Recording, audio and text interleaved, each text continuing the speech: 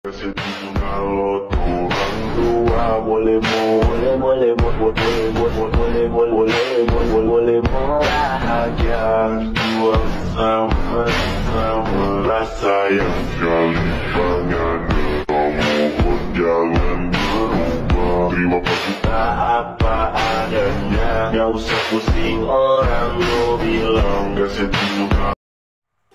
Assalamualaikum warahmatullahi wabarakatuh. Perkenalkan, nama saya Indah Wahyuni, NIM A420180050.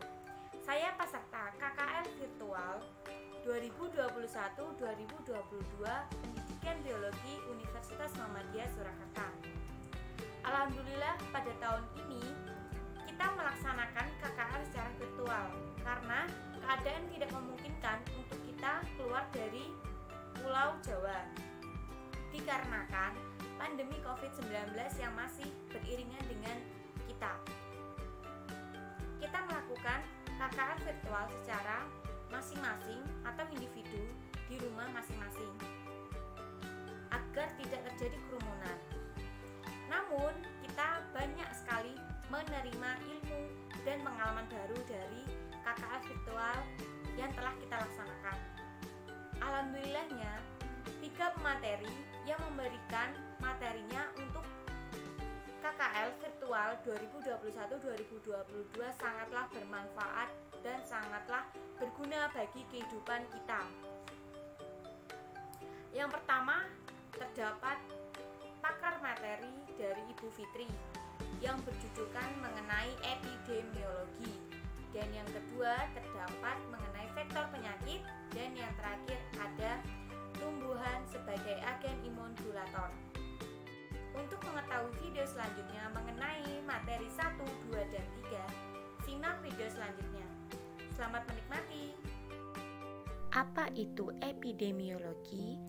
Nah, kita tahu epidemiologi adalah salah satu disiplin ilmu kesehatan masyarakat yang ilmu itu mempelajari tentang pola penyebaran suatu penyakit atau masalah kesehatan di masyarakat. Ini merupakan gambar bapak kedokteran yang menyebutnya sebagai kejadian penyakit. Kemudian, epidemiologi mempelajari mengenai distribusi, determinan penyakit, serta upaya pengendalian penyakit. 3 garis besar distribusi penyakit yang dimaksud adalah menurut orang, waktu, dan tempat. Distribusi berdasarkan orang, yakni distribusinya berkaitan dengan umur, seperti jenis kelamin, suku pekerjaan, dan lain-lain masyarakat yang terjangkit penyakit. Yang kedua ada distribusi berdasarkan tempat. Ini kaitannya berdasarkan tempat terjadinya penyakit. Biasanya banyak terjadi pada wilayah timur. Selanjutnya terdapat distribusi berdasarkan waktu, yakni distribusinya berkaitan dengan waktu kejadian penyakit tersebar, misalnya penyakit demam berdarah. Kemudian selain itu ada juga determinan. Penting juga mengetahui frekuensi penyakit. Dalam epidemiologi, frekuensi kejadian penyakit menggunakan insiden dan prevalence. Materi kedua yaitu penyakit bawaan vektor adalah hewan yang memindahkan patogen dari seorang mangsa ke mangsa yang lain. Yang pertama terdapat malaria, ciri-cirinya menggigil, demam berpeluh akibat gigitan nyamuk Anopheles betina. Selanjutnya, yang kedua ada denggi, ciri-cirinya sakit sendi, demam, sakit kepala, mata berair akibat gigitan nyamuk Aedes, virus denggi.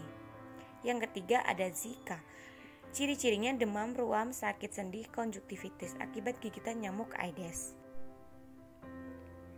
Dan selanjutnya, yang keempat ada kolera, ciri-cirinya cirit-birit dan muntah akibat makanan dan air yang tercemar.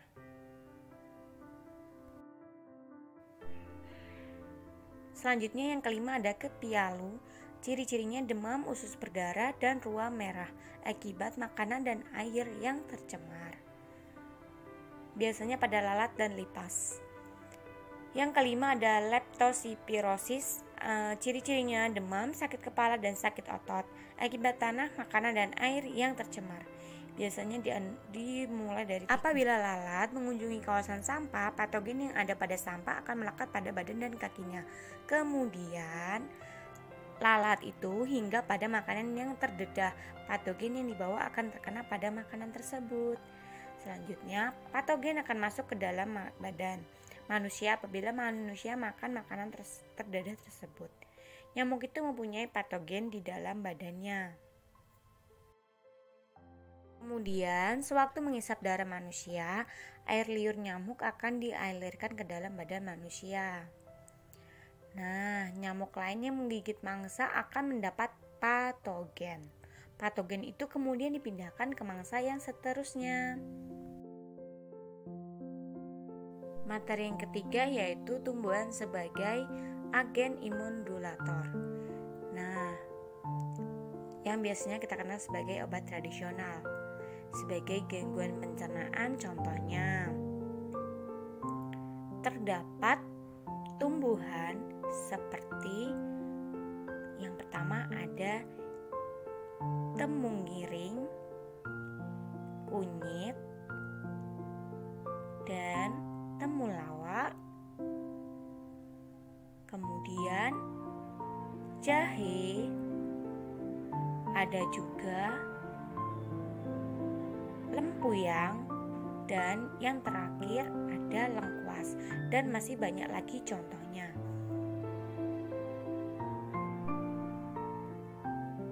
Nah, pada masa pandemi COVID-19 seperti ini, tubuh kita sangatlah membutuhkan imun yang kuat untuk melawan virus-virus yang bertebaran di luar sana. Sebab itu kita sangatlah butuh tumbuhan seperti yang tadi saya sebutkan sebelumnya. Contohnya, pada jahe memiliki anti jamur, antibakteri, antivirus, dan dapat meningkatkan imunitas. Itu yang bisa dibuat menjadi seperti obat tradisional yang dapat kita konsumsi jika tubuh kita tiba-tiba menurun. Nah, ternyata banyak sekali ya manfaat tumbuhan sebagai agen imundulator.